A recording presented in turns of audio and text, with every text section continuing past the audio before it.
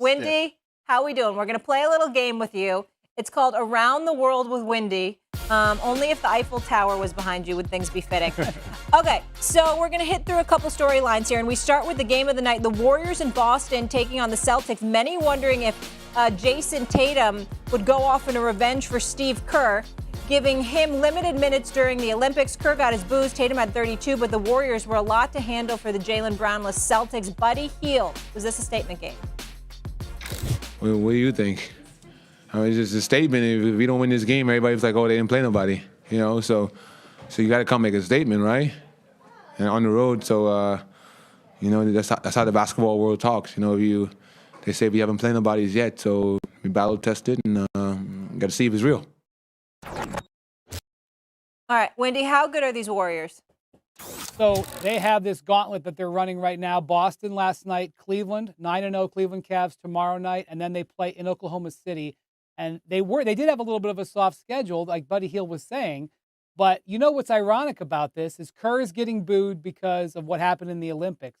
But the way Steve Kerr is playing with the Warriors right now is a very Olympic-style game plan. In the Olympics, and Mike Krzyzewski really pioneered this when he was the coach, what they would do is the U.S. has so much more depth than everybody. So he would play 5 guys. He would tell those guys to go out there and run around like crazy until you're exhausted on defense. And then he would bring 5 new guys in. And the idea is you're taking 5 All-Stars out and putting 5 All-Stars in, and it's won the U.S. 5 straight gold medals. That's what Steve Kerr did largely in the Olympics in Paris. It was 5-5, though there were 10, and Tatum was the 11th guy against Serbia. But whatever. What he's using now is he's using 12 or 13 players, and he's playing them Olympic style. He's playing like 7 of them, like between 13 and 20 minutes. They're going out there. They're exhausting themselves on defense, and then he's doing mass subbing. And then he's letting Draymond Green and Steph Curry do the heavy lifting at each end of the court. But it's working. If you watch the way the Warriors play, they play high-pressure defense. They're double-teaming like crazy. Now, if you're a Celtics fan, of course, I need to point out, Jaylen Brown did not play last night. Yeah. Kristaps Porzingis didn't play.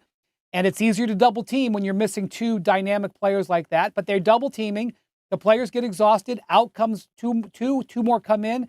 And they've got the number 2 defense in the league so far. And if you can limit the Boston Celtics, who have an absolutely dynamic offense, you can do special stuff. Absolutely. And when you talk about what Wendy's saying, when you're able to blitz the way they did in that first half against the Boston Celtics, you like that right there? Yeah, blitz. That's what they call it. I feel like I'm sitting next to J.J. Redick. Don't go that far.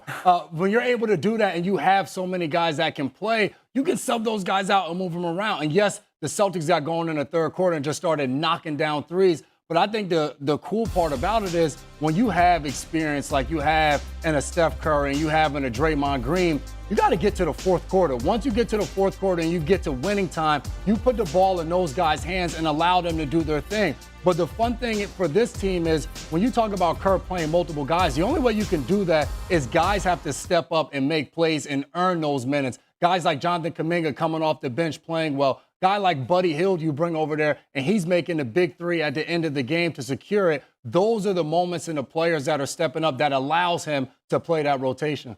Wendy, I have a question for you, just as like an observer, okay? I watched this game a little bit last night. Do they have enough size? Because I think, again, just being a fan of the NBA with Denver, do they have enough size? Because I didn't see a lot on the court. That is a question, and one of the things that's also happened this year is Kevon Looney, who frankly last year, he was their center for all their championships. He sort of played a bit role with Andrew Bogut for a while.